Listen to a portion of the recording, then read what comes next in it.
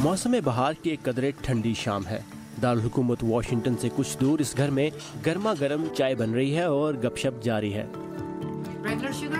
ज़ियाउद्दीन भट्ट और शहजादी सलमा भट्ट के 7 में से 3 बच्चे और फिर उनके बच्चे आज यहाँ मौजूद हैं, जो अमेरिका में परवान चढ़ने वाली इस पाकिस्तानी इमिग्रेंट फैमिली की तीसरी नस्ल है।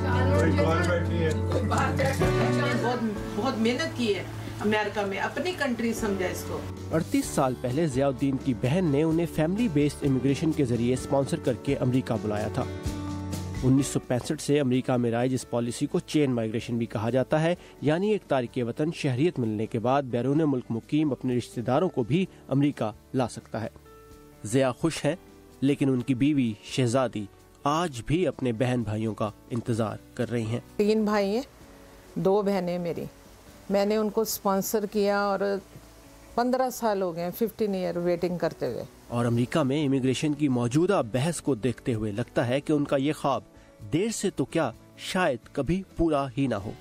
रेज एक्ट चेन माइग्रेशन को खत्म करके ग्रीन कार्ड के हुसूल के लिए पॉइंट्स पर मुश्तमिल सिस्टम को मुतारिफ करवाएगा, जो ऐसे दरख्वास्त गुजारों को बरतरी देगा जो अंग्रेजी बोल सकें और अपनी और अपने खानदान की कफालत कर सकें और अमेरिका की मईशत पर बोझ ना बने। सदर ट्रंप की मुजव्वज़ा पॉलिसी अगर कानून बन जाती है तो मुमकिन है तारकीन वतन शहरियत हासिल करने के बाद अपने बीवी बच्चों और वालिदैन के सिवा खानदान के किसी और फर्द को स्पॉन्सर करके अमेरिका ना बुला सके, जिनमें बहन भाई भी शामिल हैं। This is not fair.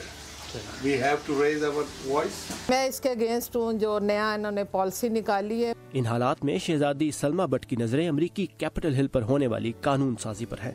यहाँ कैपिटल हिल पर डेमोक्रेटिक अरकान कांग्रेस ने एक बिल रीयूनाइटिंग फैमिलीज एक्ट के नाम से मुतारिफ करवाया है, जिसका मकसद अमेरिकी इमिग्रेशन के मौजूदा निज़ाम में इस्लाहात और अमेरिका बसने वाले तारकीन वतन के खानदानों के लिए वीज़ा के हसूल को सहल बनाना है। The correct terminology is family reunification. इस वक्त अमरीकी खानदानों को मिलने में 20 से 30 साल लग जाते हैं। ये हकीकत सदर ट्रंप के उस दावे की भी नफी करती है कि तारिकीन वतन अपने रिश्तेदारों को बहुत जल्दी और आसानी से बुला लेते हैं। इस बिल को पास करवाने की कोशिशें साल 2010 से जारी हैं।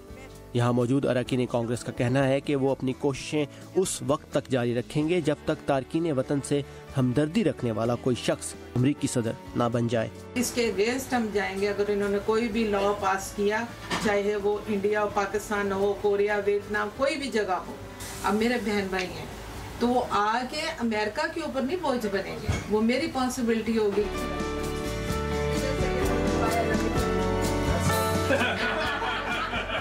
साकिबुल इस्लाम, उर्दू VOA, सेंट्रलविल, वर्जीनिया।